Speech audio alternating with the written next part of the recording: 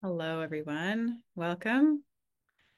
I hope you're all fueled and ready to go for the next set of sessions in our afternoon. I I'm sure that there's been some really interesting discussions and cross-pollination and networks built and lessons shared. So I look forward to hearing from the whole team how the breakout groups have gone. Um, Alors, nous avons hâte d'entendre ce qui s'est passé dans les équipes une fois que les sous-groupes ont... to have the opportunity to facilitate this discussion. This panel focuses on strategic approaches to strengthening climate change education. We're going to have a lively discussion, I'm sure, on innovative cross-curricular approaches being embraced by universities nationwide so that we can learn lessons across Canada. We will have some insights from Dalhousie University, from Université Laval, from Toronto Metropolitan University, and the University of British Columbia. So I'm glad that we're coast to coast. Today's panelists include Danielle Fauché, Graham Gagnon, Shamta Hunter, and Sean Courage. I'm just going to take a moment, thank you everyone, for joining me to introduce them all. And then we're going to hear some opening remarks, interventions from each one of them in turn, just 5 minutes each to kind of set the stage. And then we will open up to a discussion amongst ourselves with the panel and I. I have some questions I'd love for them to reflect on. We will then open it up for a nice long question and answer from the folks who are participating in the webinar. So des questions et réponses auprès des gens qui participent au webinaire. Alors, je vous encourage à poser vos questions, poser les questions que vous aimeriez leur poser dans la fonction de questions. we'll curate those and we will ask our panelists to react to them. So jump in there. I want to hear from everybody who's on the webinar. So beginning with Danielle. Danielle is a collaborating member of Environment, Development, and Society Institute at Laval and works as a sustainability professional at Université Laval for sustainability implementation within teaching and research. Graham is the acting vice president of research and innovation at Dalhousie University. He holds an academic appointment in the Faculty of Engineering as a professor and director in the Center for Water Resource Studies. Shamta is the manager of transformative learning at the University of British Columbia. Her research explores intersections of sustainability learning and leadership using transformative learning and social innovation frameworks. Welcome, Shamta. Sean is an associate professor of Canadian and environmental history in the Department of History at Toronto Metropolitan University and the university's vice provost academic. His current research interests include oil pipeline development in Canada and urban animals in 19th century Canadian cities. So thank you to the entire panel for joining me today. I really look forward to our conversation, and I'd like to welcome Graham to speak, please. Well, thank you, Sarah, and welcome colleagues and panelists. I look forward to this last panel of the day. And so, as mentioned, my name is Graham Gagnon. Alors, comme il a été mentionné, je m'appelle Graham Gagnon et je suis le vice-président en place provisoire de la recherche et l'innovation. Et je crois que c'est dans le temps que je servais à Dalhousie en tant que doyen de l'architecture et de la planification. Alors, bon, next slide, please. So I'd say, broadly, Dalhousie is committed to certainly committed to sustainability in many disciplines, as we'll describe. From a professional development standpoint, certainly the faculties that I was closely involved with, both architecture and planning and engineering, addressing climate change, adaptation, and mitigation were core to both disciplines. But certainly across the university, broadly speaking, this is held in I would say across many of the faculties and some that you'd be surprised at, including the Faculty of Dentistry and Medicine. So please, the next slide. So Dalhousie's commitment. Donc à Dalhousie, il y a l'impact, l'engagement à Dalhousie. Alors, c'est un exemple en termes de la façon dont nous nous examinons d'une approche de rang et le classement. Et c'est vraiment un résultat qui vient du fait que notre président s'est réveillé et puis le fait que nous participions, nous avons réuni de l'information sur l'institution et où nous pensons à nous-mêmes en ce qui concerne les objectifs de développement durable des Nations Unies. Donc, il est important que dans notre conseil et notre président de comprendre que nous sommes engagés envers ces activités et d'une manière globale, nous avons une compréhension en matière de meilleures pratiques, où est-ce que nous nous tenons, comme par exemple avec les SDG et de manière vaste à travers notre écosystème. Et donc, nous utilisons le système de SDG, des ODD, donc une place pour comprendre notre engagement à mesure que nous comprenons les universités partenaires. L'un des secteurs dans lesquels nous faisons de la recherche est que nous sommes hôtes de deux CFRF qui sont de grandes subventions issues par le gouvernement canadien. Et je voulais souligner cette spécifique, celle-ci qui transforme l'action climatique et que nous avons avec le Laval Memorial et UQAR. Donc, c'est pas surprenant que Dalhousie a un engagement fort envers historiquement envers les sciences océaniques, et c'est de comprendre le rôle de l'océan dans le changement climatique, dans le contexte de l'adaptation et l'atténuation. Et nous sommes très heureux de voir les résultats qui ont été livrés par ce projet jusqu'à maintenant, et même surtout du point de vue qu'il est relativement tôt dans toute cette situation. En ce qui concerne l'éducation, nous avons un certain nombre de programmes. Comme je l'ai souligné, notre premier programme de notre bac en durabilité environnementale de la société, c'est en 2004-2005. Le Collège de durabilité à Dalhousie a été formé. Ça a été un moment très intéressant. Et nous nous trouvons maintenant en 2025 à essayer de comprendre la durabilité collégiale alors que bien des programmes académiques montrent eux-mêmes l'intégration de l'aspect environnemental. Donc, la discipline environnementale et le discours tant sur l'adaptation au changement climatique et d'atténuation. Et donc, c'est seulement quelques-uns des programmes qui sont soulignés. Nous parlons vraiment de comment le changement climatique est intégré à l'architecture, la planification, la gestion des lois et la santé, tant au niveau des cours individuels également et du point de vue de la certification et dans l'agriculture. Donc, le changement climatique est quelque chose qui est très intégré dans notre programmation. Donc, au niveau universitaire, nous essayons de comprendre qu'est-ce que ça veut dire la durabilité de l'université, du collège, de la façon dont ça a été fait en 2020. C'est un discours qui a environ 20 ans opposé au discours de moderne. Donc, à Dalhousie, c'est une unité administrative, mais ça fait également participer des étudiants en termes de conception du design, de déplacement coop, des opportunités de leadership. Et c'est un poste qui a une valeur exceptionnelle pour notre écosystème d'étudiants, non seulement une unité de service administratif pour l'université. Alors, rapidement, la prochaine diapositive, je ne peux pas résister une occasion de pouvoir parler de la recherche, et sachant que, étant moi-même un gradué de... Water is an important lexicon of the University of Waterloo. So in my research position, I work in the Center for Water Resources Studies.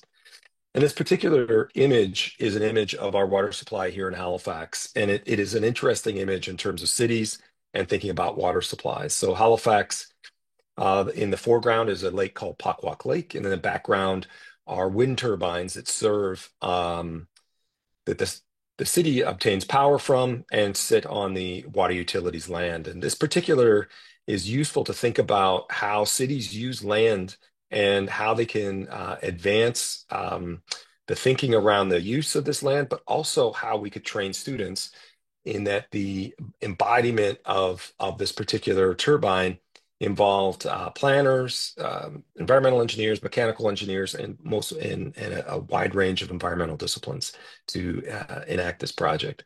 So next slide. So one of the challenges I see in the water sector, in particular the engineering sector, has been adaptation to climate-driven processes. So this is an example getting into the weeds of water treatment. But there's been a body... Donc, c'est un exemple des algues dans le traitement des eaux. Donc, ils sont un corps de recherche qui a démontré, surtout dans le nord-est des États-Unis, au Canada, la Scandinavie et au Québec, ont adapté au changement climatique à travers mais le lac que je vous ai montré n'a pas vraiment d'eau grise, de décharge, d'eau de décharge industrielle. Donc, elles répondent à un changement climatique et donc la couleur que nous montrons ici de ces deux verres est ce qui a évolué de quelque chose qui est clair comme le cristal à quelque chose qui est vraiment brun. Donc, l'un des défis du point de vue d'éducation en ingénierie est de penser au discours qui est très linéaire et de penser aux impacts climatiques sur les grandes infrastructures et les processus qu'ils ont. Donc, dans la prochaine diapositive, qui démontre également précisément ce point de vue dans l'Est, sur la côte Est, qui, sans surprise, a vu une recrudescence d'inondations, de typhons et d'ouragans. Et d'un point de vue d'éducation, il faut s'adapter dans la planification et dans la classe ou en studio, dans un studio d'architecture. En fait, même avec les présentations, les conférences en ingénierie, mais les impacts sont très profonds. Et même du point de vue de l'inondation, donc comment conçoit-on l'infrastructure, comme par exemple pour le drainage et l'évacuation de l'eau et pour que les maisons soient plus résilientes. Alors, comment peut-on voir cet aspect du côté des lacs et la réponse? Donc, on peut voir qu'un un établissement de traitement des eaux consomme maintenant 6 fois plus de CO2 que pour sa conception originale. Et simplement parce que l'établissement ne s'est pas adapté à la technologie et au processus. Donc, je passe à la prochaine diapositive et nous allons finir. Donc, l'un des défis que je peux voir tant dans la planification d'architecture et des communautés d'ingénierie à l'adaptation de nouvelles technologies, c'est un défi qui est très présent, surtout dans le contexte canadien, et donc un enjeu qu'il faut prendre en considération dans la classe. Donc, l'utilisation de nouvelles technologies, comme cette démonstration pilote ici, la plus grande au monde, qui s'est produite à Halifax avec un panneau d'aile UV.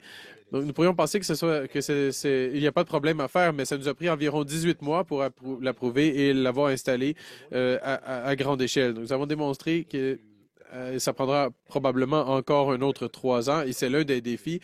Et de prendre cet élément de la classe, et même en raison des restreintes régulatoires qui présentent un défi très important, et même s'il n'y a de ne pas avoir de mercure ni de charbon qui est miné. Avec ça, je crois nous pouvons passer par-dessus la prochaine diapositive et passer. Je crois que c'est à Daniel ou Sarah, mais je vais vous laisser gérer à partir d'ici. Merci beaucoup, Graham, pour ces exemples très spécifiques d'une vision de haut niveau. Et je vais passer à Sean maintenant. Merci beaucoup. Ce que je vais faire est rapidement donner un aperçu des universités de la région métropolitaine de Toronto et education into our curriculum, and it's a bit of a walkthrough of institutional planning. And we'll kind of see as you cascade through institutional plans where this then has an effect on the classroom. So if we go to the first slide, we'll start here just giving you a sense of what the institution's 5 values are in our strategic vision, which is our broader institutional plan for 2020 to 2030. And the values are about being unapologetically bold, intentionally diverse and inclusive, dedicated to excellence, respectively collaborative, and we are champions of sustainability. And it's that last value that animates where we start to see our approach to the integration of climate and sustainability education into the curriculum. The last value there is articulated in the next plan I wanted to highlight here, which is on the next slide, which is our sustainability action plan. And this outlines 3 long-term goals for TMU. Long terme pour TMU. Le premier but, c'est d'obtenir une cote de durabilité platine Star d'ici 2035. Le deuxième objectif, c'est d'atteindre le zéro déchet d'ici 2035.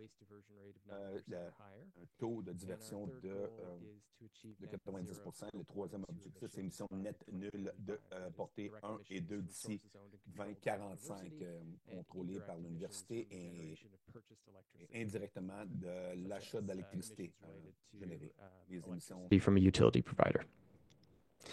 Within this sustainability action plan, we lay out 5 areas of impact: academics, research and innovation, operations, planning and administration, and community engagement and partnerships. And it's in the area of academics that we articulate our goals for curriculum and sustainability.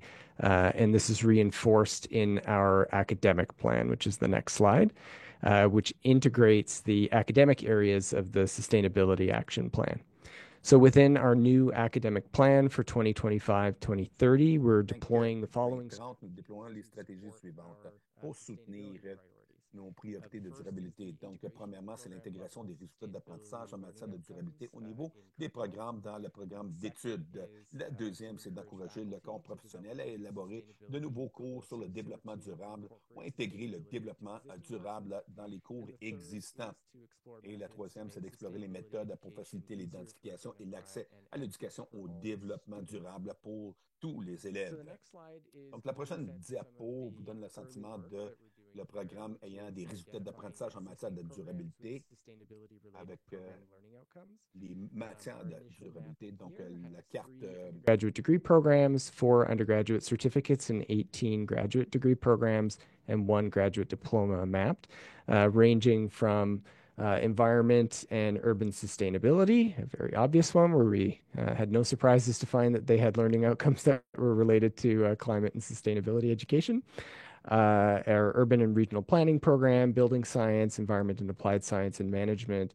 And there's one additional program I didn't update on this table earlier today, our fashion program. Both our bachelor's and master's degrees in fashion also have sustainability learning outcomes within them. So looking ahead, the work that we have to do in this area is multifaceted. We're looking to update our quality assurance processes to integrate analysis of opportunities to add sustainability and climate education focused program learning outcomes within our programs. So all academic programs in the province of Ontario are reviewed on a cyclical program review cycle every 8 years. And it's when programs have the opportunity to assess their program learning outcomes and revise them based on self-assessment as well as external feedback from peer reviewers. So we're looking to integrate prompts around sustainability within that process. We're also looking for opportunities to add sustainability and climate education as areas of focus for learning and teaching grants for new course development. And we're in the midst of doing a course mapping exercise on mapping our entire course catalog to the United Nations Sustainability Development Goals, which we saw in the previous presentation as well. And several other universities have done this. We're hoping to do the same and then make that available for our students so that they can see across all of the course offerings where their education may intersect with sustainable development goals. So I've got some concluding thoughts on challenges and barriers that we face, but I think we might end up discussing that in the discussion session. So maybe I'll leave it there for now and look forward to the discussion. Thanks so much, Sean. I really appreciate that. Next in line, please, is Danielle. Yes, hi everyone. My name is Daniel Forget, or Daniel Forget, the name you won't be forgetting. And I'll be presenting a whole approach for SDG assessment and teachings. Just look for the SDG 13 in graphics that I'll be showing as it represents climate action. You can switch the slide, please. So first thing first, who are we? Université Laval is a major French-speaking university located in Quebec City, not in the city of Laval. Next slide. Our engagement is reflected in our standings, both in stars and THE impact ranking, as the other two presented just previously. These accreditations highlight and orient our actions. We committed ourselves to sustainability as it is embedded in our mission, in our planning, both for academics, operations, and also for community engagement. I'd like to add that we are carbon neutral since 2015 and that we set a goal of 100% renewable energy for 2035. You can switch the slide, please. Planning, funding, and awarding is good. It does help. But for continuous improvement, we have to establish KPIs, key performance indicators, to know from where we start and to measure improvements. We needed SDG-driven, reliable data. And someone wiser than me once said, you cannot improve what you cannot measure. On ne peut pas mesurer ce qu'on ne peut pas voir, on ne peut pas améliorer ce qu'on ne voit pas. Donc, on voit les différents projets qui vont adresser ces problématiques. La prochaine diapo.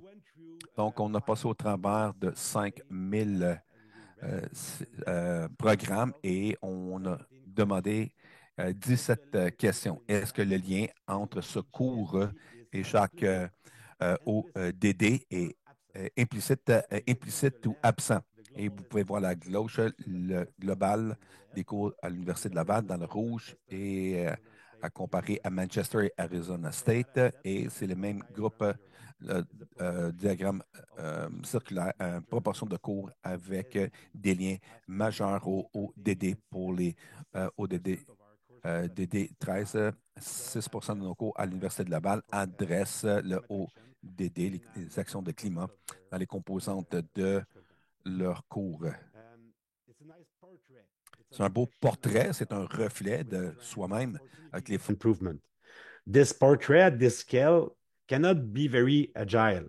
It cannot be easily improved as we do divide by roughly 5,000. Agility comes with smaller scales. Can switch the slide, please. So here, these two graphs represent two sustainability-focused programs, and using SDGs does help in understanding what specific thematics. Quelle thématique spécifique que ces programmes adressent lorsqu'ils contribuent vers une transition écologique. Celle au-dessus, c'est le programme dans le style de vie LT, la durabilité au niveau individuel, la santé, finances et bien-être et nutrition, les premiers trois groupes. Et les autres programmes dans la planification territoriale durable et la durabilité est pris en ligne de compte à une plus grande échelle pour des problèmes complexes comme le climat ou la biodiversité des pertes. Avec ce niveau d'évolution pour tous les ODD, tous les cours, nous pouvons ensemble voir l'ensemble des cohortes. Et voici un portrait des architectures des gradués. On ne peut pas servir à 3 à 7 d'augmentation en inscription pour les cours liés au EDD. Ça semble petit, mais pour des diplômes accrédités, ça représente 1 ou 2 cours maintenant qui se concentrent sur les ODD. Aussi, ces données peuvent nous aider à trouver de l'expertise. On a fait un atelier l'année passée sur le changement climatique et l'éducation et j'ai dû vérifier tous mes cours avec des liens pour le ODD 2013 pour honorer les deux. At l'Université Laval. Can switch slide, please. So there's a lot more that I would have liked to share to you, but 5 minutes it is. There's a strategic orientation named by Climate Ambition at Université Laval with specific funds to address sustainability and climate issues in education. As other institutions, we do have MOOCs, programs, networks, workshops, and pedagogical tools to support climate action education. But I'd like to focus on one specific project, namely La Fresque du Climat, that originated in France 7 years ago. La Fresco di Climate, or the climate draft, if you like. It's the IPCC's 10,000 pages report that is summarized ludically in a 42 cards playset. This is a 3 hours turnkey pedagogical activity that summarizes climate science for the first half And then to resound with the courses or the programs learning objectives, the discussion is then oriented on how can you engage climate action through your professional acts. So La Fresque du Climat has been performed in 25 different settings with more than 800 participants, and that was for year one. So that's it for my presentation. I pass the mic to Chanta. Many thanks. Thank you, Danielle. That was excellent. I appreciate it. And I'd like to pass the screen to Shanta. Thank you, Sarah. And thanks all the speakers. I was really listening keenly, and there's some amazing work happening in all campuses. My name is Shamta Hunter. I am from the University of British Columbia. And I would like to acknowledge in the next slide that University of British Columbia, Vancouver is located on the unceded ancestral and traditional lands of the Musqueam people. In the next slide, this is just a visual that... visuel qui représente les plans stratégiques pour notre hub de durabilité à l'Université de Colombie-Britannique. Et à la gauche, vous allez voir une série de valeurs qui sont le moteur de tout le travail qu'on fait, la justice, l'excellence, la justice pour tout ce qu'on fait et tous les programmes que nous essayons de concevoir. Et au bas, vous allez voir 4 priorités que nous essayons d'avancer sur le climat. Résilience, la communauté, l'économie circulaire, la biodiversité. Et on le fait au travers de ces 4 domaines, au travers des gens et des places et transformations, changement de curriculum et excellence de recherche et au travers les systèmes globaux d'engagement local et global. Donc, ce n'est pas simplement sur le côté opérationnel, mais plus le côté académique et d'intégration de l'éducation. Donc, la prochaine diapo, nous avons déclaré une urgence en 2019 et ça a fait avancer cette équipe de travail qui était vraiment en train de faire beaucoup de consultations dans nos communautés.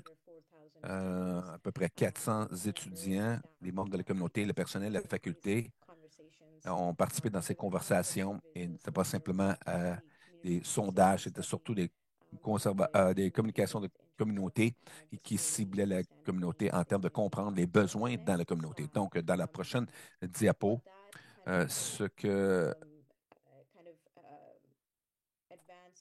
l'avancement, là, c'est la compréhension de comment opérationnaliser le climat ou l'éducation du climat et les justices climat, les conversations concentrées sur le leadership, démontrer le leadership dans les institutions, mais aussi d'établir des mécanismes et des processus qui vont assurer des perspectives autochtones sont inclus et des différents points de vue mondiaux qui font partie de ces conversations aussi, vraiment étendre la recherche du climat et l'engagement de la culture et de vraiment centrer le bien-être dans ces conversations aussi, plus que d'avoir juste des ressources disponibles dans la communauté et de renforcer les partenariats dans nos communautés globales et locales.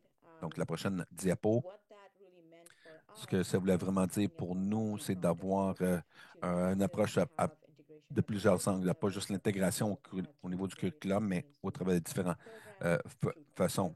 Des programmes de développement de programmes de cours, développement de programmes informels, programmes préscolaires, programmes de sensibilisation climatique, finances, des événements, groupes, clubs et comités. Donc, je vais passer au travers de ça vraiment rapidement. Donc, dans la prochaine diapo, voici quelques-uns des approches que nous sommes en train de cibler le curriculum et au travers de différentes opportunités de financement pour les membres de la faculté pour intégrer l'éducation de durabilité et du climat, des cours existants, mais des nouveaux programmes et cours qui sont fournis dans l'interdisciplinaire et s'engager avec d'autres départements et de donner des opportunités pour chaque étudiant de s'engager. Donc, avoir de l'éducation concentrée sur le bien-être et de rajouter ces aspects dans l'éducation du climat. Et on rajoute un autre où on a un financement pour développer une trousse d'outils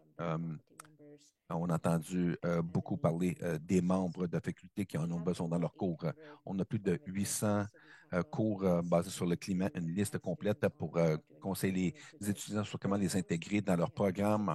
Et nous avons plus de 60 programmes reliés au climat et la durabilité. La prochaine diapo.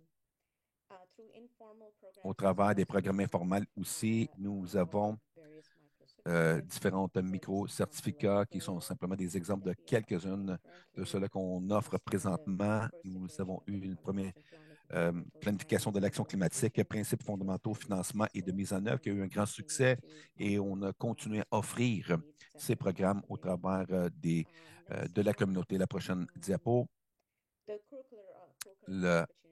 Les opportunités d'éducation co-circulaire du climat qui cherchent, les étudiants qui cherchent les opportunités. Donc, je vais toucher sur quelques-uns de ces programmes.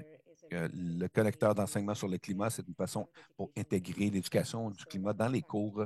Beaucoup de membres de la faculté qui veulent intégrer les sujets de climat dans leurs cours, mais qui possiblement ne savent pas comment s'y prendre parce qu'ils n'ont pas l'arrière-plan nécessaire. Donc, nous avons des étudiants, des gradués qui font de la recherche dans ces domaines, qui font des ateliers, des sessions et des cours et ils sont payés pour. Et les membres de la faculté reçoivent ces ateliers intégrés dans leurs cours. Nous avons aussi des chercheurs de développement durable qui est là depuis plus de 10 ans.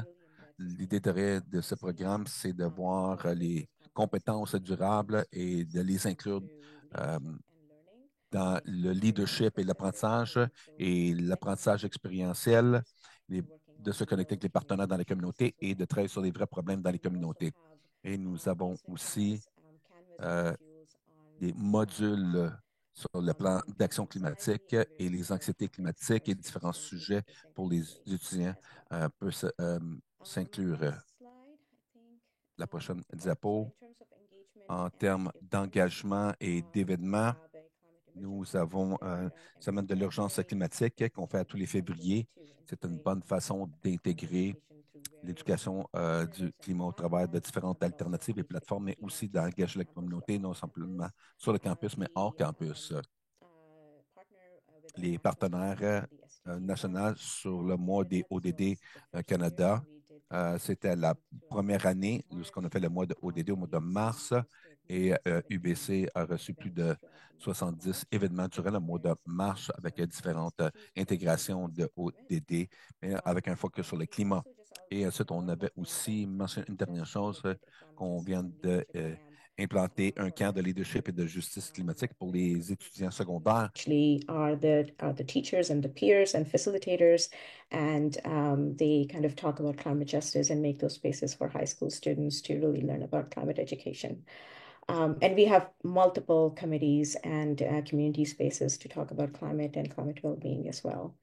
And I believe we have one more where we have various groups like the Center for Climate Justice and Climate Solutions Research Collective, where we are trying to integrate more research opportunities and academic opportunities within climate education.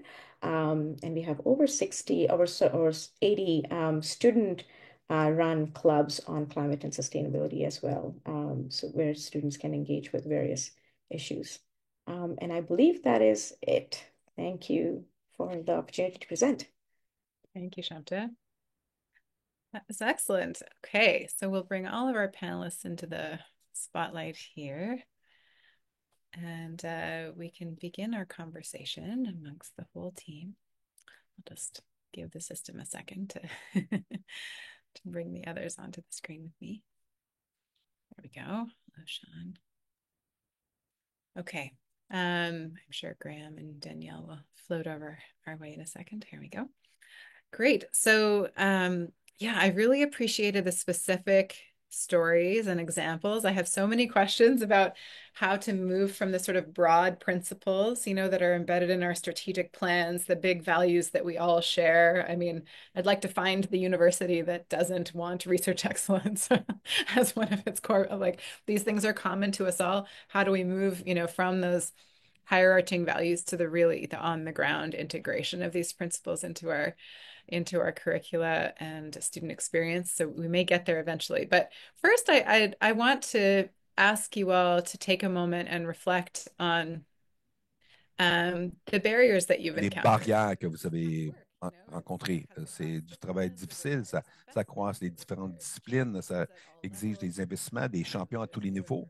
Il y a de la nouvelle information à apprendre et s'adapter. On peut avoir des défis financiers dans nos universités qui nous causent de vraiment prendre des décisions difficiles. Des fois, le problème est politisé. Des fois, il y a toutes sortes de raisons. Que ça peut être un défi, certainement. C'est un défi, mais on ressent la récompense aussi lorsqu'on s'implique. Je me demandais si vous pouviez un peu réfléchir sur les différentes barrières que vous avez rencontrées. Et si oui, comment vous avez passé au travers de ces barrières? Est-ce que vous aimeriez vous porter volontaire? Je peux me proposer, oui. C'est mieux que de proposer quelqu'un d'autre. Bon, premièrement, il y a la perception de c'est quoi l'action climatique ou c'est quoi le développement durable. C'est perçu en premier comme étant l'environnement, le recyclage. On doit aller au-delà de ça. Et ça se développe en utilisant les ODD aussi. J'ai préparé ma réponse pour m'assurer que j'étais pertinent dans ma déclaration. Les nouvelles orientations, le problème, c'est l'additivité. Une nouvelle orientation au domaine est toujours vue comme une addition.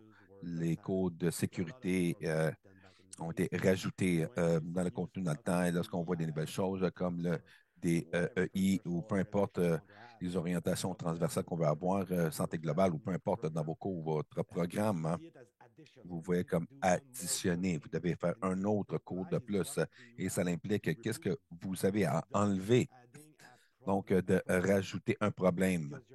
Et le problème, parce que vous questionnez la pertinence de ces cours-là qui ont été sélectionnés aux nouvelles choses qu'on veut amener. Donc, c'est mieux, je crois, et c'est plus efficace de rénover le programme et d'essayer de voir en premier c'est quoi, qu'est-ce qui est déjà là. Parce que vous avez vos champions, vos enseignants qui sont là. Il y a toujours des points de vue qui viennent dans des cours on n'était pas conscient de ces cours-là. On n'évalue pas ça pour dire, OK, on y va DEI, mais on avait déjà été là. Alors, ce n'est pas nécessairement bien. Pour la perception de ce professeur-là. Oui, c'est très utile. Donc, on a entendu encore et encore, surtout ce qui est trop certification professionnelle et qualifications, qu'on continue à rajouter à ces compétences. Les degrés, des diplômes deviennent remplis et on a raison. Quoi prendre avec tout ça pour faire de la place ou comment intégrer ces nouvelles idées dans des priorités existantes. Oui, je pourrais rajouter là aussi qu'on partage le même genre de tension à TMU. Donc, l'approche que nous avons entrepris pour transformer les curriculums ou les programmes est vraiment enraciné au niveau local. Donc, à l'intérieur du département, les écoles qui vont administrer les programmes.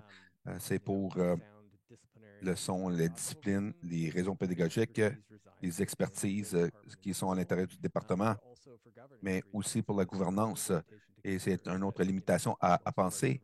La plupart de nos universités ici opèrent au modèle de gouvernance collégiale où le curriculum ou le programme est déterminé à l'intérieur de l'unité académique, pas par un corps central ou par le gouvernement. Donc, on ne peut pas sortir un mandat pour tous nos programmes pour introduire les apprentissages. Les programmes eux-mêmes vont gérer leurs propres résultats. Donc, on doit s'engager dans ce processus collégial pour affecter ce changement et que tous ces programmes travaillent programme par programme, en commençant avec leurs apprentissages. Lorsqu'on pense à où sont le climat et l'éducation climat, où il peut être intégré dans un programme académique. Et l'avantage de cette approche, c'est que le changement curriculum peut être plus compris et utile et intégré dans un programme académique de cette façon parce que ça va ultimement rencontrer les objectifs internes et la logique du programme en soi, plutôt que d'introduire un mandat au niveau de la nation. Mais une autre chose, un autre défi que je veux souligner, c'est cette tension qu'on a dans l'éducation et pour avoir une expansion de connaissances et les aspirations pour affecter le changement économique et social. Donc, le modèle d'éducation libre qui structure la plupart de nos universités rentre en conflit avec ces aspects d'inspiration pour réajuster ces opérations. Donc, l'impulsion de rajouter d'éducation pour adresser les problèmes socio-économiques qui peuvent venir en conflit avec les idées d'éducation libérale qui mettent l'emphase sur la liberté d'exploiter et ce qu'on veut suivre comme connaissance. On doit faire attention dans les tensions et l'efficacité de cette éducation qui est nécessaire pour affecter le changement social et le rôle que l'éducation joue pour la curiosité, la poursuite de connaissances.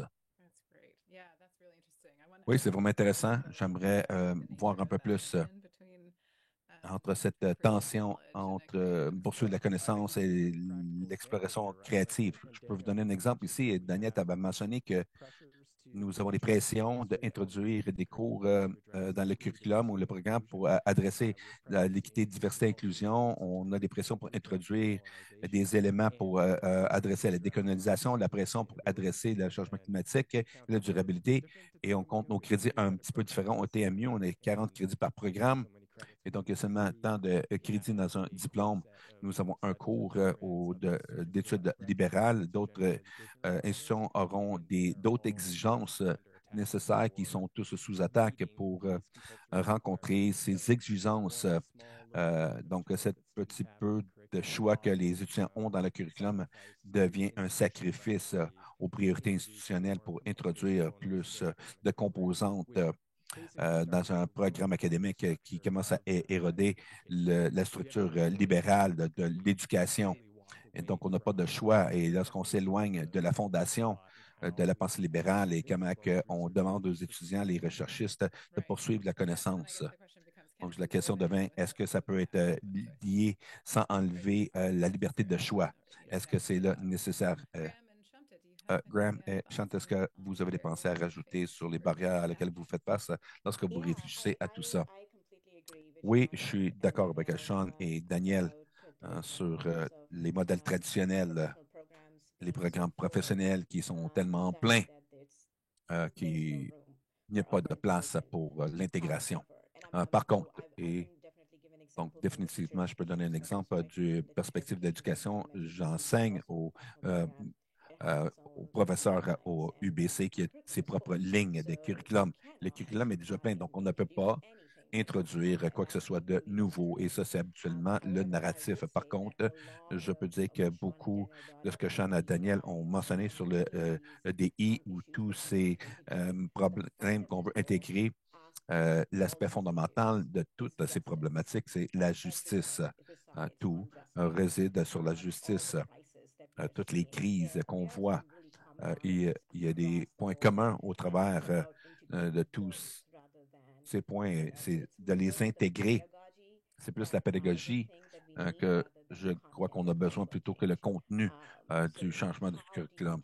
Donc, comment s'y prendre? Comment enseigner les mêmes curriculums, le même contenu dans une approche orientée vers le traumatisme, informé. Donc, on doit parler de ça plutôt que le contenu. Beaucoup des conversations qui arrivent au UNESCO, les groupes d'éducation et de partenariat gouvernemental qui sont en entour de la structure d'éducation environnementale soulèvent ces opportunités de pédagogie, ces structures de pédagogie. Comment que nous approchons ces problématiques? Ce n'est pas à propos d'enlever le contenu, introduire du contenu, c'est à propos de comment apprendre, comment appliquer. Oui, je pourrais rajouter aussi, quand j'ai une discussion avec un professeur ou une tête de programme qui essaie de rentrer la cinquième roue dans le programme, peu importe la cinquième roue, je crois que j'essaie de leur dire que c'est l'innovation de soi, de nos disciplines. Comment est-ce que notre discipline s'adapte aux nouveaux réalités socio-écologiques dans lesquelles on se trouve et on doit faire face. on enseigne aux étudiants de faire face à des problèmes pour les prochains 50 ans. On ne sait pas quels problèmes qu'ils vont avoir à régler, mais nous savons qu'on n'est pas dans une bonne position présentement. Donc, la complexité doit être adressée et vous devez faire de la place à l'intérieur de vos cours, à l'intérieur de vos cours, et pas en plus. Et possiblement que c'est une façon qu'on pourrait essayer de trouver une réponse. Je peux donner un exemple pratique pour nous. C'est, par exemple, j'ai mentionné notre programme de mode. C'est un de nos derniers programmes, des nouveaux programmes d'apprentissage. Et les résultats, d'intégrer la durabilité dans les résultats. Et comment ça a affecté la transformation du programme, du cœur du programme et de la discipline elle-même. La raison est que la profession était en transition. Donc, les résultats de la profession et les compétences que les étudiants avaient besoin, ils étaient qu'ils devaient avoir une compréhension de la durabilité, de la gestion des déchets et des rebuts. Donc, il fallait repenser à ce qu'on offrait au centre du programme et les orienter vers de nouveaux apprentissages, de nouveaux résultats en matière de durabilité qui sont essentiels pour la transformation de la profession d'architecte. C'est un peu vieux, mais bon, c'est la durabilité qui a été intégrée dans le programme pour beaucoup plus longtemps. Et c'est en fait, c'est essentiel pour les étudiants qui terminent leur programme en architecture, de comprendre la durabilité. Et c'est la même chose pour nos programmes d'ingénierie. Et par curiosité, Sean, est-ce que cet ajustement, alors je veux voir comment dans un monde en changement demande à ce que nous changions l'approche pour nos programmes, parce que sinon tout devient par leur case. Was that an adjustment in content, or was that an adjustment in pedagogy and approach, or both? It cascades throughout the whole process. So we always start with the program learning outcomes because that will then structure what the content is, right? We have to be able to assess student learning from introductory ability to proficiency. And so then that results in new course development, modifications to existing courses, changes in the forms of assessments and methods of teaching to be able to accomplish that learning outcome. So you'll see like an introductory course changes, new assignment types get integrated. They probably do a transformation to the senior level capstone courses to make sure that students are achieving proficiency in the new learning outcome that they've created. Got it. Okay, excellent. I see you're unmuted, Graham, so I'll pass it to you. I also just want to remind our, 63 odd audience members, participants, to please put any questions or the answers you have into the Q&A box, please, so I can bring those to our panelists as well. Go ahead, Graham. Yeah, no, just really wanted to comment on the sort of, I think this discourse of hacking professional-based programs is truly a challenge. Sarah, you started around sort of barriers. I think that's where we landed on the question. One of the challenges that I see for Canada is the accreditation bodies for these are not dealing with the budget realities that many of us are dealing with in the university system. So the temptation for the accreditation body is to not worry about scope, not worry about, and just ensure that the packing occurs. And so I do think there is, I think the framing that Sean provided around liberal education and the real experience that we're offering is an opportunity to learn and an opportunity to evaluate and judge. D'apprendre, une opportunité d'évaluer et de juger. Vous savez, ce sont des éléments importants et ce sont des obstacles importants il faut éviter cette tentation et les défis, je dirais. Parce que les organismes d'accréditation sont si connectés avec les politiques fédérales et les normes de l'industrie que nous finissons par perdre de vue l'objectif de l'éducation de matière fondamentale à l'université par rapport à l'objectif, par exemple, d'un organisme industriel. Et ce sont deux avenues différentes. Alors, nous allons devoir faire face à des choix et des discours difficiles dans les années qui viennent à ce sujet-là parce que ça soit 40 crédits ou 42 crédits, bon, il n'y a personne qui compte les peanuts, mais dans les institutions, mais nous allons faire face à des conversations très difficiles dans les années qui viennent, sans doute. Je crois que plutôt que voir les questions ensemble et de passer à travers les questions de l'audience, j'aimerais intégrer certaines questions de l'audience dans nos discussions. Et donc, l'une de celles-là, dans notre du public, que j'aimerais que vous pourriez réagir, si possible, mais C'est en fait, est-ce que la déclaration d'urgence climatique est-elle justifiée de l'intégrer dans des changements climatiques dans le programme qui suivent généralement des méthodes d'enseignement non prescriptives plus libérales? Alors, Ashanti, comme vous l'avez mentionné, que la déclaration d'urgence climatique comme une sorte de cadre pour UBC, voulez-vous apporter un commentaire? Déclaration d'urgence climatique. Oui, je crois que c'est un peu, nous devons mettre un groupe de travail en place parce que je crois que si on continue sur l'éducation libérale, le fait que nous voulions que ces solutions proviennent de la communauté, nous voulions voir ce que la communauté voulait. Donc, avec des consultations sur certaines périodes, nous voulions vraiment comprendre et nous avons un rapport de groupe de travail qui est maintenant disponible et qui est en fait une feuille de route. Donc, ça nous dit un peu comment on peut y parvenir. Et le plus gros résultat qui en est venu, incluant les voix de Ivy Park, c'est beaucoup de conversations sur le climat.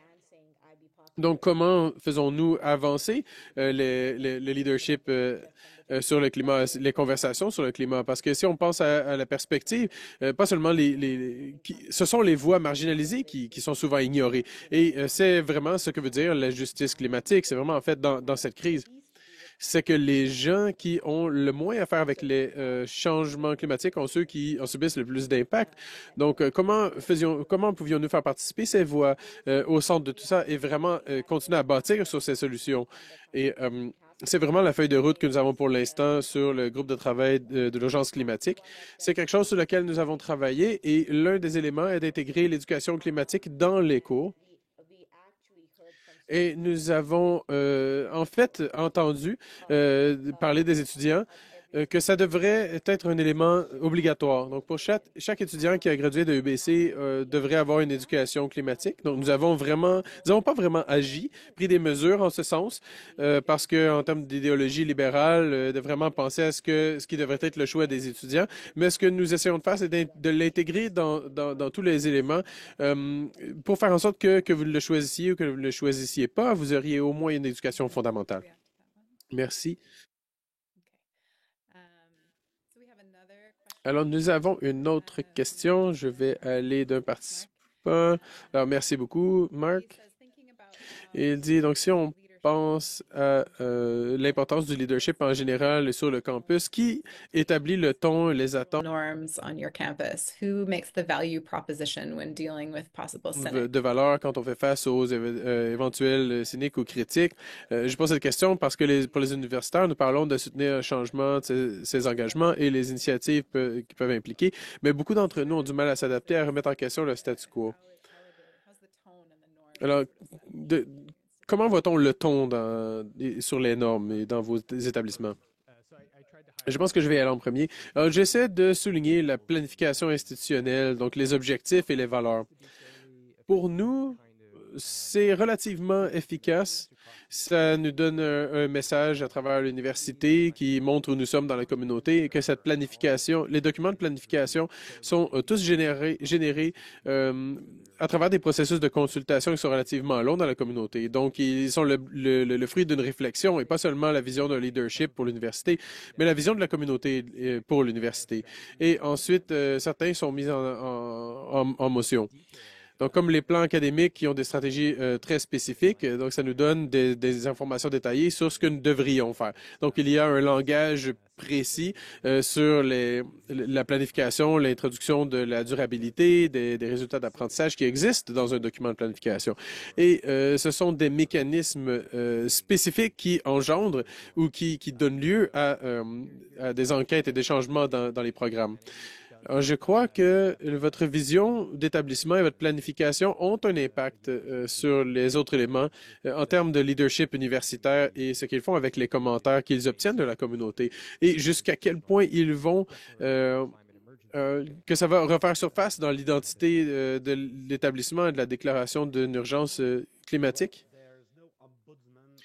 Donc, il n'y a pas d'ombudsman de la durabilité à l'Université Laval ou nulle part ailleurs. Mais comme Sean vient juste de le mentionner, Donc, les parties prenantes participent déjà à la planification stratégique. Nous avons plus de 200 membres de la communauté qui sont dans différents comités et qui donnent leurs commentaires dans la prise de décision et à découvrir les priorités. Mais nous ne sommes pas derrière toutes les prises de décision, derrière chaque grand projet. Nous ne disons pas, comme par exemple, bon, aller obtenir du financement et des trucs comme ça. Donc, et sur l'enjeu, l'un des obstacles qui a été mentionné dans la question précédente est la cohérence.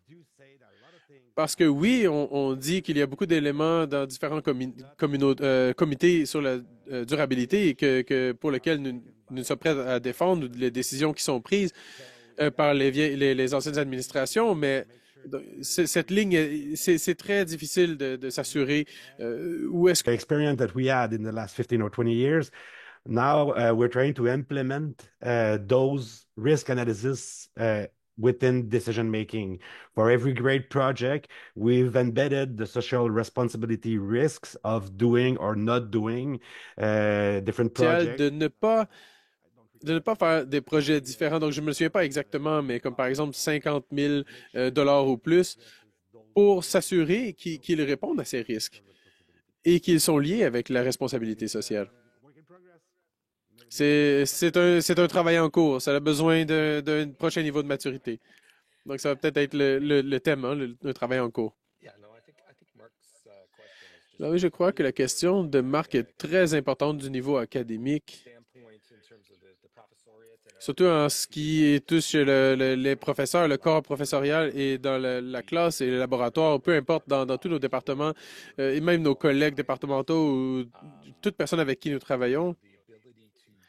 Donc, la capacité de changer au sein de l'académie est parfois très, très, très difficile du point de vue d'un processus quotidien, opérationnel.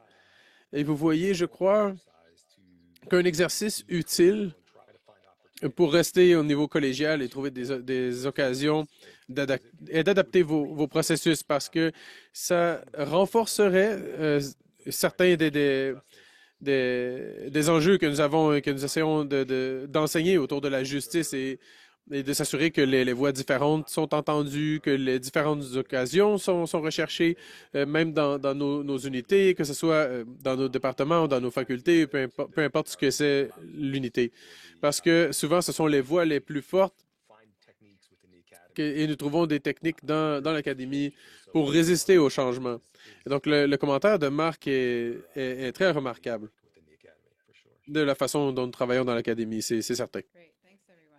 Merci beaucoup à tous. Donc, il y a quelques autres questions qui viennent. Donc, je vais en poser une moi-même rapidement. Donc, pour faire le lien avec notre conversation maintenant sur la procédure du jour, vous savez, comme les lignes sont floues un peu entre le changement climatique et la durabilité, donc les liens sont très clairs.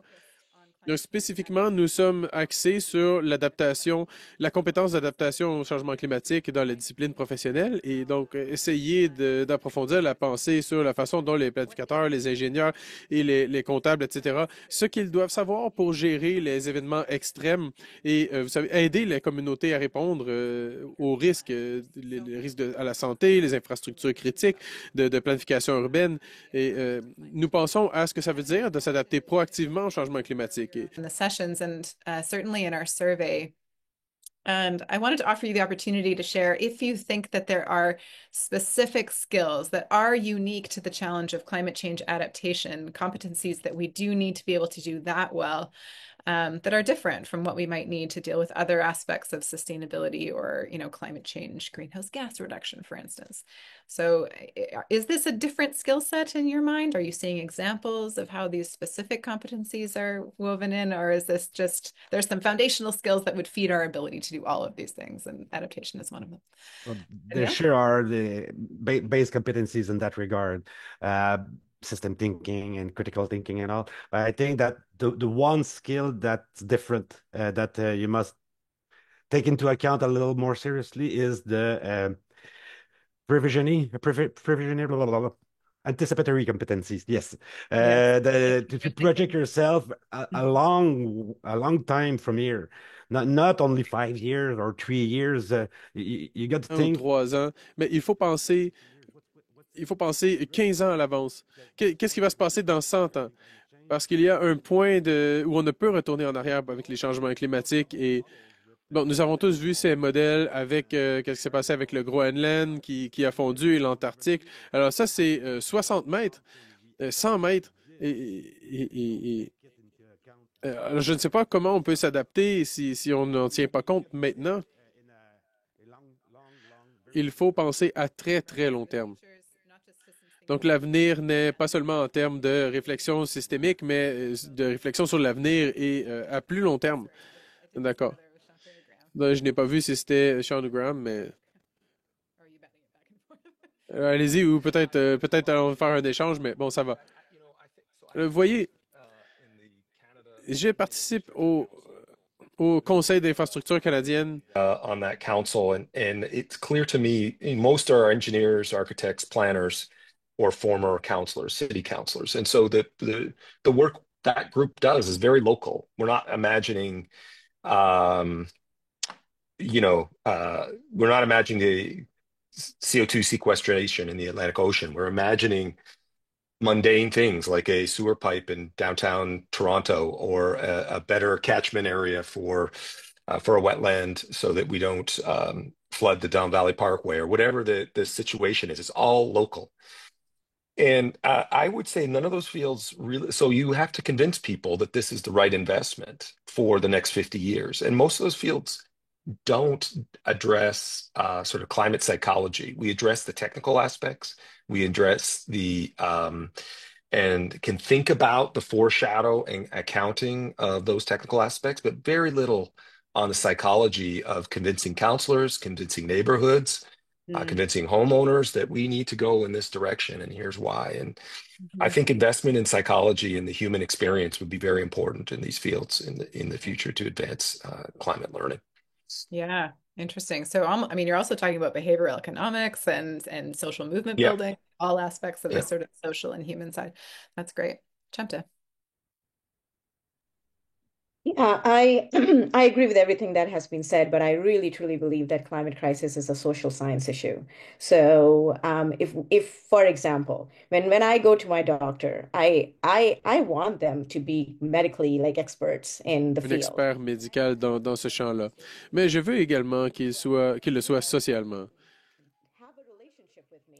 Avoir une relation avec moi ou me parler avant d'aller au cœur de la chose, vous voyez? C'est la même chose avec l'éducation climatique. Alors, qu'est-ce que nous devons mettre au centre est cette idée de l'établissement de relations. Et ce que j'en retiens de mon expérience, de mon apprentissage d'enseignement, l'apprentissage transformatif, c'est l'emphase sur le défi et le soutien. Alors oui, nous devons normaliser les défis pour nos étudiants dans nos classes, dans nos cours et soutenir pour qu'ils puissent véritablement voir les autres perspectives, les points de vue que les leurs et qu'ils peuvent se mettre dans les souliers d'autres personnes. Alors, c'est avoir plus d'empathie, plus de compassion, d'établir, de construire des capacités de compassion et de sentir l'empathie et qu'on prend ces mesures climatiques, qu'on fait ces actions climatiques. Alors, comment pouvons-nous construire ces espaces de compassion pour ces relations réciproques? Je pense par exemple les 4 R, comme de la perspective autochtone de réciprocité, la relation, le respect et la responsabilité, et vraiment se concentrer sur ces R. Et pouvons-nous intégrer ça dans nos pratiques pédagogiques et comment pouvons-nous élever ce contenu et ce programme dans ces pratiques? C'est très bien. Et je crois que vous avez partiellement répondu à ma prochaine question, Shamta, qui est l'une des participants, qui est liée au principe, au monde de la durabilité. Et c'est dans le monde des affaires de la durabilité, je crois que cette question s'applique plus vaste, que le monde change rapidement et nous voyons des mises à jour de programmes prennent du temps. Donc, quelles sont certaines des façons dont le contenu des cours peuvent être mis à jour sans que le programme soit complètement changé? Avez-vous des suggestions pédagogiques qui pourraient adresser ces aspects? Oui, j'ai lu ces questions et la suggestion est de commencer à la base du curriculum. Donc, les objectifs du programme et les résultats ne devraient pas être particulièrement granulaires. Donc, il faut attendre. C'est peut-être un peu trop granulaire des fois, donc dans les résultats d'apprentissage, et ça devient impossible à évaluer. Donc, les résultats d'apprentissage de la durabilité dans le programme de mode. Donc, l'étendue est très vaste et ça crée une adaptabilité. Alors, on pourrait vouloir commencer par introduire des éléments dans un cours d'introduction au sein du programme et ensuite peut-être apporter des ajustements mineurs au cours, mais plus rapidement sans complètement changer la structure du programme. Alors peut-être commencer par une modification majeure dans le programme pour introduire les nouveaux apprentissages, les nouveaux résultats nécessaires, puis faire des adaptations mineures entre des intervalles. Et on a une autre suggestion. Alors, je dirais que peu importe l'échéancier pour traiter un changement de programme, ce qui est important, c'est qu'il doit y avoir un sens derrière. Il doit y avoir un objectif, une raison d'être. Comme vous avez mentionné, Sean, donc, il faut regarder la mission, les objectifs. Le travail que ces professionnels, le travail que ces professionnels auront à faire. Donc, il faut comprendre les défis auxquels ils feront face et d'évaluer. Et donc, la prochaine étape pour le projet, c'est d'évaluer les ODD et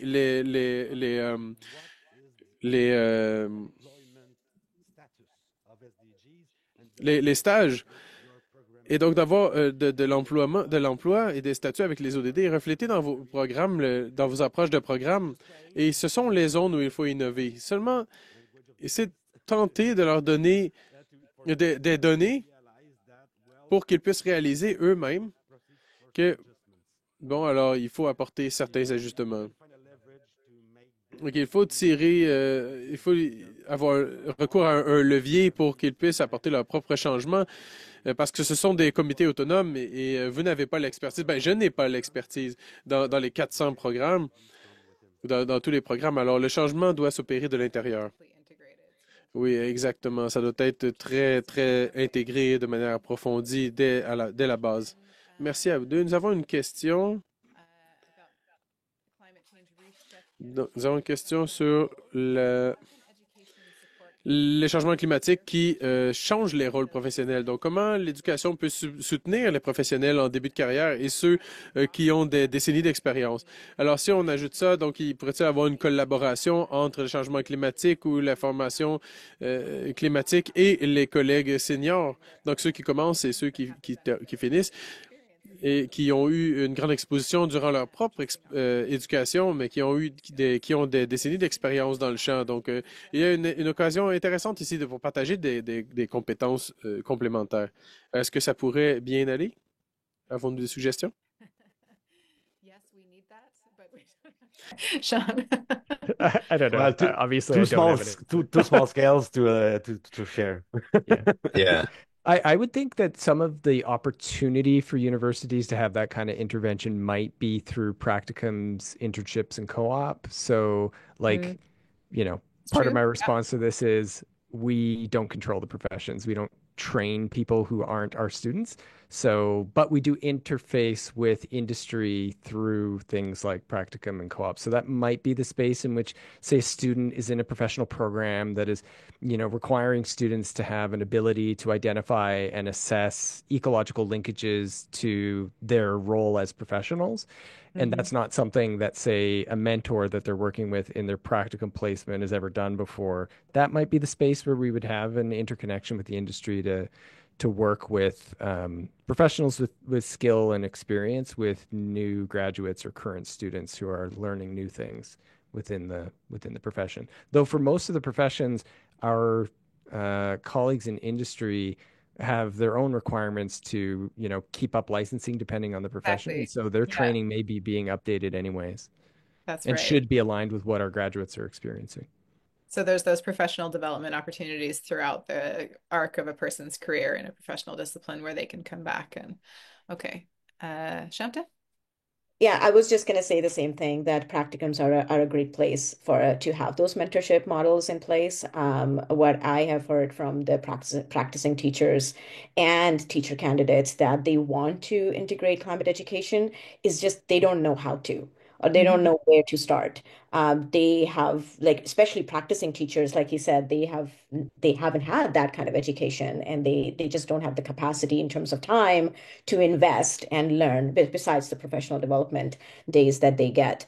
So I think there's a lot of need, for professional developments for practicing teachers, but also in our programs within the teacher education, but also others, to really advance that. And I really believe in mentorship, and I think that could be advanced more through these practicum approaches or outside of that too. So we need to come up with innovative ways of advancing those.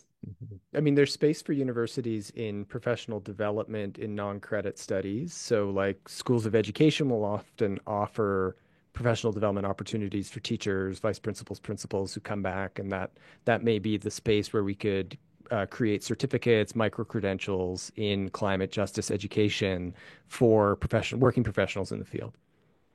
So you've come around, Sean, and I'll pass it to you, Danielle, as well. But you've come around partly to answering another question in our lineup, which the rest of you may or may not want to react to. But there's also, of course, opportunities for lifelong learning, continuing education, continuing studies, right? That's another major mechanism by which we engage with folks throughout their careers and throughout their lifetimes, not just during their degree programs on campus. So if you have examples of that, I'd love to hear them as well. But Danielle, I'll pass it to you.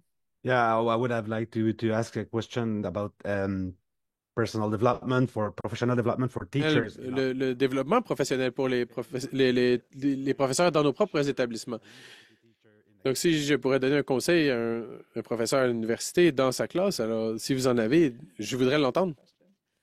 C'est une excellente question. Oh, je voudrais dire, juste là-dessus, je crois que c'est très intéressant que nous avons des programmes d'1 an ou de 2 ans sur l'éducation des professeurs, mais beaucoup de professeurs universitaires n'ont jamais eu de cours de pédagogie ou sur comment enseigner. Je suis tout à fait d'accord avec Daniel. Nous avons besoin de développement professionnel sur la pédagogie et nous avons des espaces comme par exemple à EBC, nous avons le Centre pour l'apprentissage et l'enseignement et la technologie qui fait beaucoup de types de travail, mais il doit y en avoir dans d'autres universités. Et la relation avec l'enseignement, c'est de la didactique et des liens avec leur discipline par la recherche et c'est un travail pour eux. Donc, c'est un travail continuel de produire des rapports chaque année et donc ils travaillent dans leur propre silo. Et nous devons trouver une autre façon de faire en sorte que les professeurs puissent avoir cette sorte de réputation. C'est fascinant que si vous êtes excellent en recherche, ça veut dire qu'on pense que vous êtes prêt à enseigner sur le sujet. Mais en fait, ce sont des compétences totalement différentes dans les universités. Si vous avez un centre pour l'excellence d'enseignement et que vous avez des ressources incroyables pour établir votre compréhension pédagogique et vos connaissances et vos compétences, vous voyez, à travers la carrière, mais que vous donnez des mesures incentives pour le développement professionnel et c'est une tâche qui est complètement différente. Je me souviens quand nous devions soumettre notre processus d'accréditation, la ligne où il demandait, avez-vous un programme d'éducation de pair à pair pour les professeurs? Alors, c'est toujours une ligne qui est difficile à répondre, à remplir. Alors, merci pour ces réflexions. Nous avons... which I really appreciate. Folks have asked, and more questions are popping up about lifelong learning and micro credentials. And I think that we certainly see opportunities there. We at the Waterloo Climate Institute are really taking this sort of opportunity seriously and working with the Federation of Canadian Municipalities and others to embed climate competencies into municipal spaces. So I think there's a lot of work to be done there. But I'm taking away this reflection, particularly on the distinction between the content and the pedagogy and how we take a pedagogical lens so that we can be very adaptable and agile and weave these important but shifting priorities into the curricula that we have developed so that our students leave, prepared for a shifting set of challenges. And that's certainly true in the context of climate change. So With that, I'd really love to thank all of you for taking time to share your experiences with us today. We hope that you're sort of part of our ongoing community as we keep having this conversation under the auspices of this NRCan funded project over the next year and a half. And I've certainly learned a lot from all of you. So thank you very much. I appreciate it. Thanks, Sarah. Thank you. Pleasure was mine. Ours. Yes. Thank you. Okay. So we're going to move now into the final segment of our day together. I really appreciate that we have a great group of colleagues who've remained with us through the whole day. I hope you've taken away some thoughts that you can discuss with your colleagues, and we'd love to hear from you, of course, as this whole initiative unfolds. We have about 30 minutes left before we wrap up. So the first thing that I'd like to do, Natalie, if you can share the slides with the Mentimeter, we can get folks on there to get some ideas. So we are in the final time allotted to us. We're going to explore how we can collaborate over the next 2 years to accelerate the integration of climate change into programs and courses. I've really found that there's so much rich knowledge across universities, across disciplines about what has worked. We've really just begun to scratch the surface of sort of what is the baseline that we want to achieve across these professional disciplines when it comes to climate change adaptation. But we're moving on now to exploring more innovative pedagogical approaches and how to really do the thing, not just assess what we've done so far. So you can scan this QR code and head to menti.com to share your thoughts on how we can collaborate. And I think we should be able to pull that up so I can start to see what people are saying.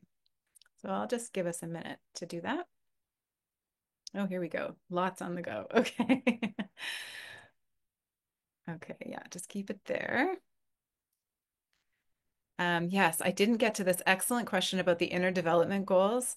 I'd love to learn more. I'm sorry I didn't get to that question, so I hope that others will search this up, an organization and tool offering learnings on improving our inner strengths to advocate for greater good. And we heard that that clearly there's as much a human or social side to the challenge of climate change adaptation as there is the technical side. Although especially in these professional disciplines in engineering and architecture and such, we tend to focus heavily on the technical side, but I've heard quite loud and clear that that we definitely need both.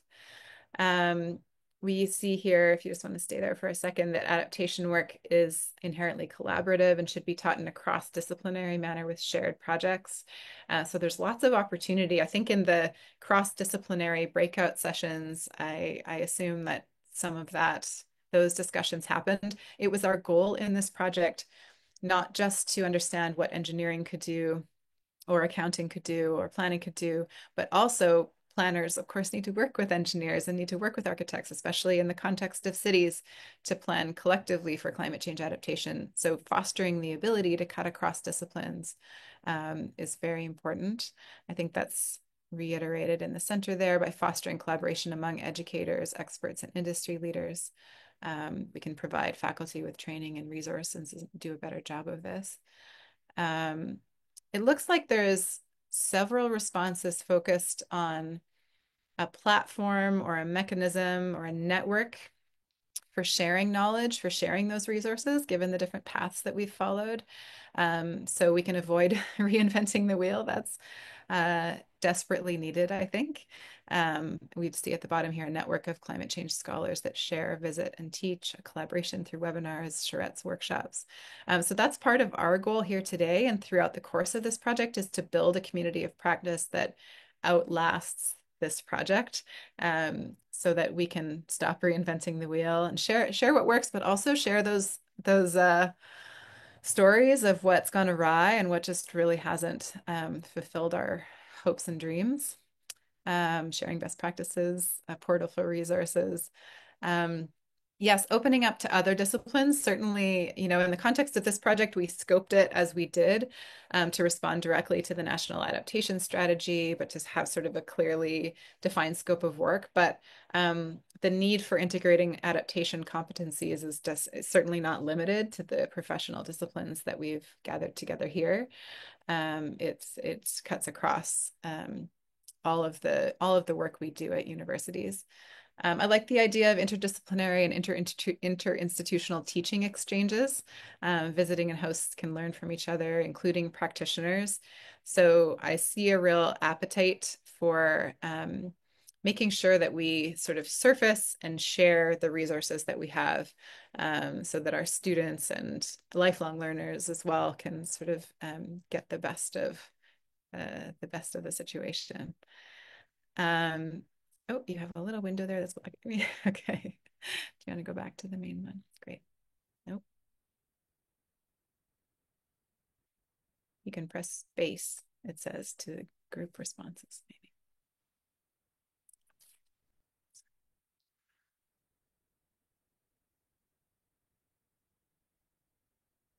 Okay. All right. Oh, there we are. Okay, that's great. You can just leave it there and scroll down a little bit. Okay, so any final thoughts from the Mentimeter? I really appreciate everything that's put here. Student engagement, I think, is a really important theme. We saw in our survey that co-curricular activities, student groups, Shamta mentioned some of these as well, opportunities for students to both volunteer and create their own clubs and communities and momentum, but also to be paid to gain work experience and develop modules for professors to integrate into their courses. I think that's a fantastic idea. I'd love to see, we heard from a couple of our panelists, and I think it's a really important question, how to connect what our campuses are doing operationally on sustainability. A lot of that has to do with architecture and engineering and all sorts of professional disciplines, but how to connect that operational sustainability much more tightly to the teaching and learning experience on our campus and what gets integrated into our courses, whether it's through co-op positions, internships, capstones, all sorts of field work and active experiential learning opportunities. So this is great. I think I would take from all of this the need to collaborate across disciplines, the need to share resources, the need to support and enable students as they build their own community on this and express to us what their desires are and the careers that they hope to follow. And of course, needing to build pedagogical competencies among instructors so that we can be more targeted and efficient in weaving in these newer or emerging or uncertain issues into very complex and packed programs that we offer. So some teaching competency building and pedagogical work I think is important. Valorizing co-teaching. I love it. There's a lot of opportunities to share across courses and lighten the burden and also increase our depth and nuance. Okay, so thank you for those. I really appreciate all of the great ideas. We're going to note them all, of course, and try to respond to some of them as we move through the final year and a half or the final months of this project. In the last few minutes, I'm very happy to be able to welcome some colleagues just to give a couple of very brief, like 1 to 2 minute reflections on what they're taking away from the day, to get some insights from outside of the Academy, from national associations and industry associations and such.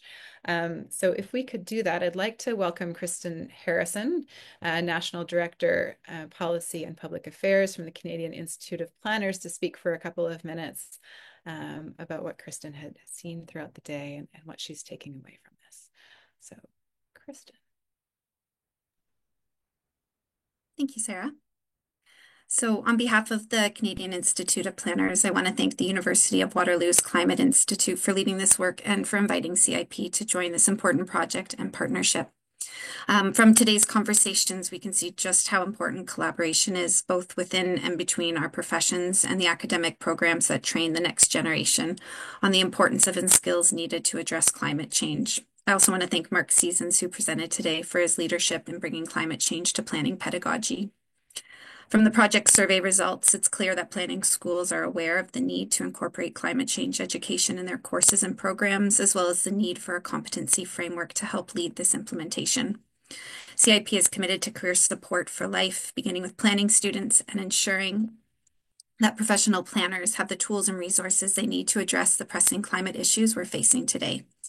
We believe that the development of climate competencies for professional education programs will go a long way in helping to ensure that professionals have the capacity needed to meet the critical call for climate action. And we really see this project as one of the ways that we can get there. So thank you for having us today and for all the great work and conversations that are taking place. Thank you so much, Kristen. I really appreciate that. Great. I'd like to pass it to Hope Parnham, please, Manager, Advocacy and Strategic Affairs from the Canadian Society for Landscape Architecture, to speak for a minute or two, if she would.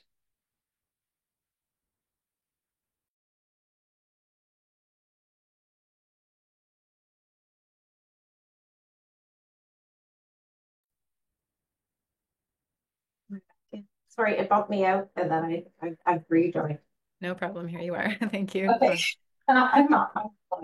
Well, first, I'd like to thank the University of Waterloo for including us. I'm here on behalf of the Landscape Architects Association, so we're a bit on the outside of this project, but being considered as part of the architecture framework and included in that survey work. And we had a discussion earlier today about whether we straddle architecture or planning or both. I think our members really feel that we are the profession that sits in between so many of the different professions.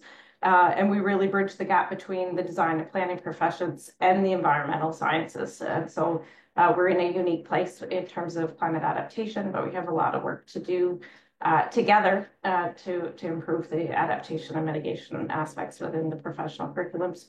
I wanted to make a quick note on just a few of the things that stood out to me about today's conversations, which have been really quite enlightening.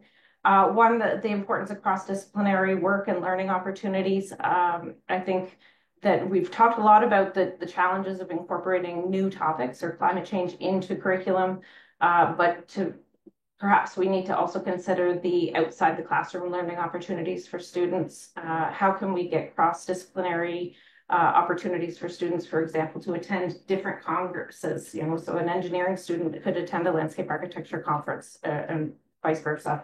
And perhaps there's a role for the professional associations to play in supporting students from other disciplines to come in and to become more familiar with the different work that's happening. The other thing that really hasn't come up today is in terms of student requirements coming into a program. Climate change is not a news topic. My child learned about climate change in grade 4. We don't need to introduce climate change to undergraduate students anymore. This is material that they're learning throughout their education, or they should be, certainly. And I think we need to give students some credit for what they're coming into these programs with that background knowledge. So I think that there's lots of opportunity to introduce the curriculum without it being a climate change 101 type of a course.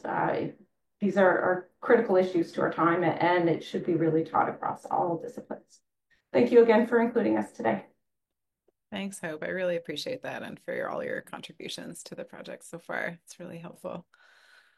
Great. So next up, we have to do our fancy swapping of the spotlight. I'd like to welcome Rosemary McGuire, VP Research, Guidance and Support from CPA Canada, to speak for a couple of minutes as well.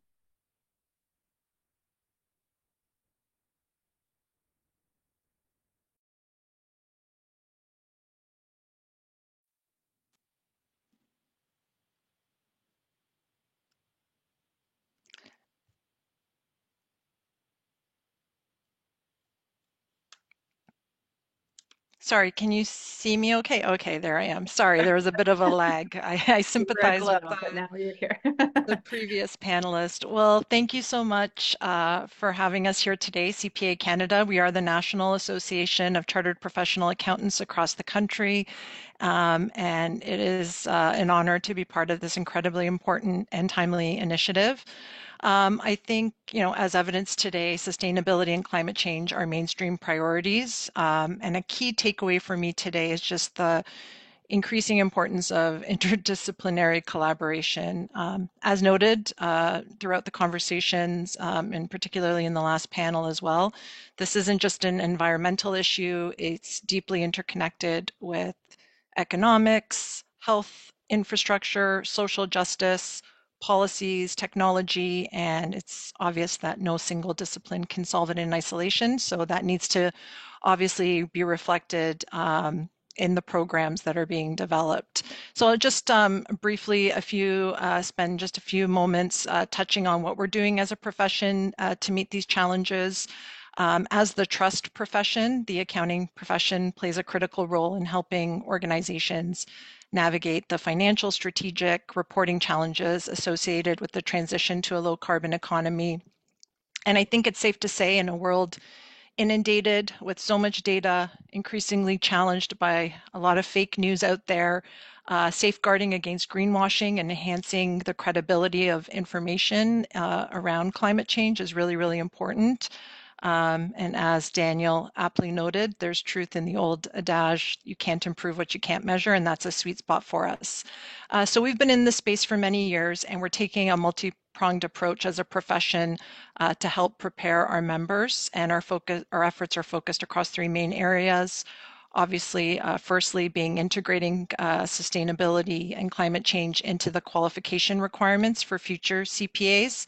And there's a lot of work that's ongoing right now with post-secondary institutions to operationalize a new competency map that was developed just recently that really places a spotlight on that.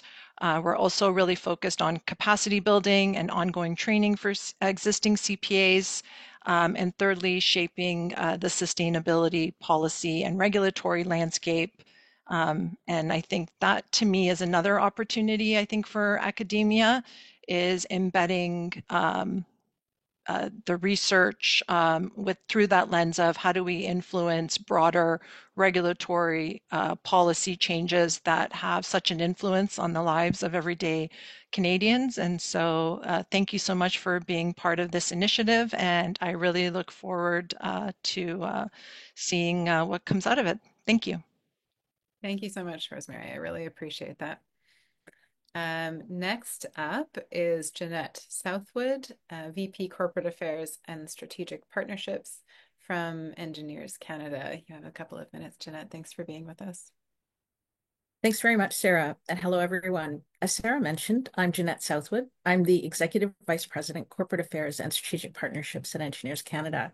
I'm an engineer myself, and I'm joined by my colleague, Nathan Durham, our Manager of Public Affairs. If you're not familiar with Engineers Canada, we're the national organization of the 12 engineering regulators that license the more than 320,000 members of the engineering profession in Canada. We develop national guidelines that provide guiding principles and best practices on key issues, including the principles of climate adaptation. Engineers Canada also advocates to the federal government on issues that impact the profession, including climate change adaptation. We frequently participate in federal government consultations and parliamentary committee studies on climate change and adaptation. We also develop national position statements on these issues, including the role of climate change in extreme weather events, infrastructure resiliency and adaptation, and the role of engineers in meeting Canada's goals. We're currently advocating that the government continue to support a robust national adaptation strategy that includes a focus on adaptation skills and competencies. We also work closely with student organizations, including the Canadian Federation of Engineering Students. We're very proud of the work that we've done in these areas and with the work that our partners and others have done. And we look forward to future collaboration with others, including all of you present today, to drive adaptation competencies and build a more resilient Canada. We believe that the way forward lies in continued collaboration across professions and sectors, as well as advocacy for continued support from the federal government to convene stakeholders and drive results. And finally, as important as looking across and beyond our individual disciplines and professions is the importance of looking beyond Canada's borders and learning from models, frameworks, and successes that have originated in parts of the world for which climate change and climate adaptation have been pressing issues for decades. I'd like to wrap up by congratulating the organizers and the presenters for an excellent forum today. And back to you, Sarah. Thanks, Jeanette. I really appreciate that, especially the call to look elsewhere for excellent examples and to learn from folks around the world who are dealing with this on a daily basis. To wrap up our final contributions, I'm very happy to welcome Paris Liu and Sarah Golder to speak. Paris and Sarah are both young people who studied civil engineering at McMaster University, and they're passionate about climate change. We'd like to invite them to say a few final words on behalf of students and youth across Canada who are asking for climate change education. And I'm very happy for you to take more than 1 to 2 minutes. You can take a couple extra if you'd like, because I'm really excited to hear from you. Thank you. Thanks, Sarah. I can't turn my camera on. It says it's disabled by the host. Okay, we'll see if we can deal with that on our end. There you go. Okay, thank you so much. Thank you all for being here today, and thank you for being so passionate and driven about changing the future of climate education. As Sarah mentioned, my name is Paris, and I'm a final year civil engineering student, and I'm here with Sarah Gonder, who is a recent materials engineering graduate. Now, Sarah and I have both worked extensively in the climate change space. Dans l'espace de changement climatique, Sarah a travaillé dans la décarbonisation globale et les batteries lithium en Californie. J'ai travaillé aussi dans plusieurs co-op, été à COP 27 et maintenant je sers sur le Conseil jeunesse de changement climatique et d'environnement. On a besoin de...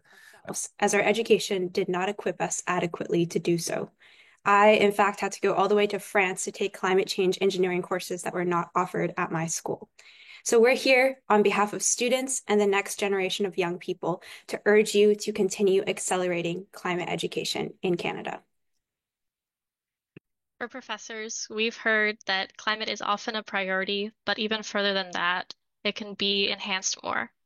We conducted a national survey of Canadian students and found that 6.4% of engineering students, despite, as the speaker previously mentioned, are educated earlier on in their time before university, learn about climate change. When they're in university, 6.4% of engineering students still don't believe that climate change is influenced by humans. So right now we're stuck in a tricky situation in which, even though we should be on the same page with the scientific community, we can't assume that students have the foundational climate knowledge or lens to make its impacts in society understood. So like we've heard, you don't have to make a new course, and you can weave climate examples into existing ones, whether that's a weather forecasting project in a statistics course, or as Kashamta mentioned, we're viewing the same challenges through the justice and trauma-informed lens that is now well known in this world.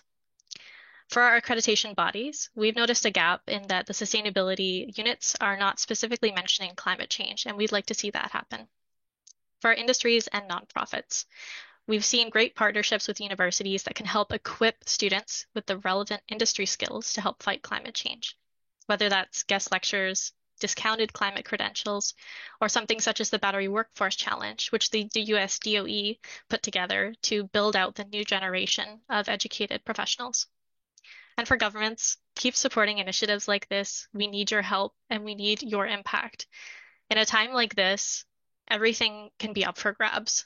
We've been talking about in our work at the CFES, the Canadian Federation of Engineering Students, something like climate change is important because, for instance, we thought that women's rights wouldn't be up on the table, but it is again. And things like climate change are not guaranteed to be able to be something that doesn't get censored. We need your support to make sure that these things are kept a priority at all institutions. And I'll pass it back to Paris. Thanks, Sarah.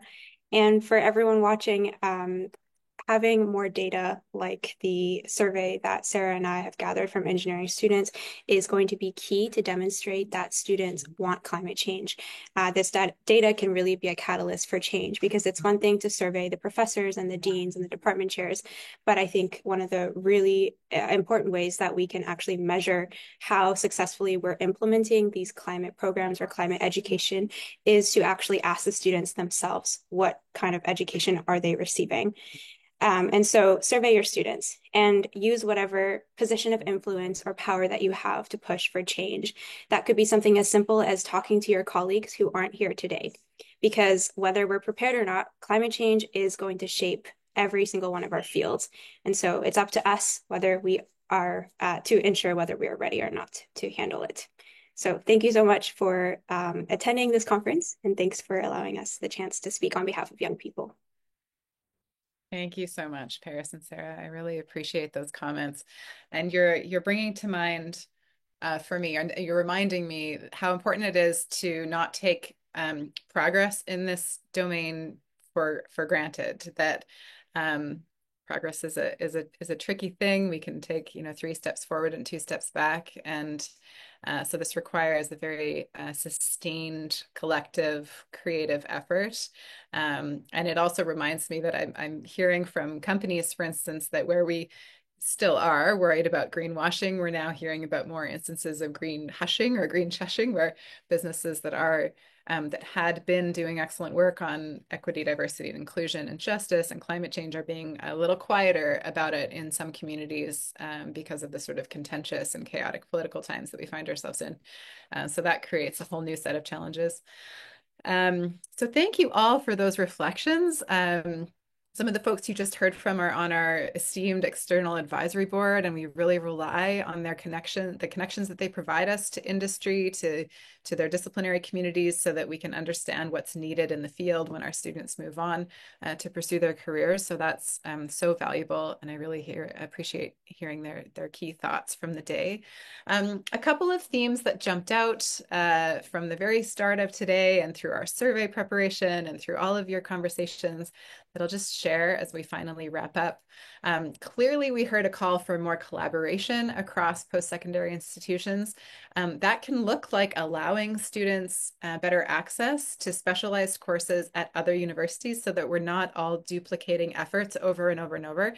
I know that that's not typically how universities are set up, and in financially tough times, there are disincentives for even doing that, but we have to have sort of our core goals and objectives in mind. And even if we aren't allowing students to take classes across institutions, certainly sharing those sort of baseline materials, case studies, best practices, tools, that can really help us all along. And networking is particularly important. Cultivating this community of practice, I think, adds a lot of value. We're hearing the need for a lot of enhanced interdisciplinary teaching and learning. As Rosemary said in her concluding comments, none of these professions work in isolation, especially when it comes to climate change. So how do we learn from other disciplines, or learn the language and the assumptions in other disciplines? How do they assess risk? How do they think about what's necessary? How do they think about the future? So that interdisciplinary work is really important. And there needs to be that learning within each discipline. I have really appreciated the focus on students. We need students, as we heard from Sarah and Paris at the end, we need to listen to students who are telling us that this is deeply important, relevant, crucial for them to both align their learning with their values and also be prepared for their careers and their lives outside of university. So they can help to shape and drive that work and help universities accelerate support for integrating climate change. We heard great examples of co-curricular opportunities, and I think that adds richness to the student experience. We also need to consider, though, that those might engage the more enthusiastic among our students, or those that already have the baseline learning and wouldn't be universal. So it's the curriculum shifts, whether it's pedagogical evolution or content improvements or adjustments that would really sort of cover the whole population. clearly, especially in these professional disciplines, but outside of them as well, practical and applied learning is really central to building the competencies needed for climate change adaptation. So our curriculum refinements and pedagogical approaches need to account for that. There are some foundational skills like dealing with uncertainty, thinking about the future, thinking in systems, a justice or trauma-informed approach that can really feed that work. And we heard a lot of really important messages around leadership from the highest levels on throughout, especially given the collegial governance model present in many of our universities. There needs to be leadership in all sorts of forms and from all sorts of places so that success in this area isn't reliant on the enthusiasm of a single person or a single champion, but is woven throughout. So those are some of my takeaways and our team's takeaways as we wrap up our day together. So I just want to say a huge thank you to, first of all, the Climate Institute team, to Michelle Martin, of course, to Simon Glauser, to Natalie Smith, to Eleanor Weslander, to Darren Wines, and others that have been scurrying around behind the scenes making today happen and also making this project happen from the proposal on to every step in between. So thank you all for pulling together a really flawless forum. I so appreciate that. Thank you to all the participants for spending our time together today and contributing your ideas. You can scan the QR code and tell us what you think in this evaluation form. And just keep in mind that this is the first annual National Forum. Another will follow, and we're very excited to continue building this community of practice.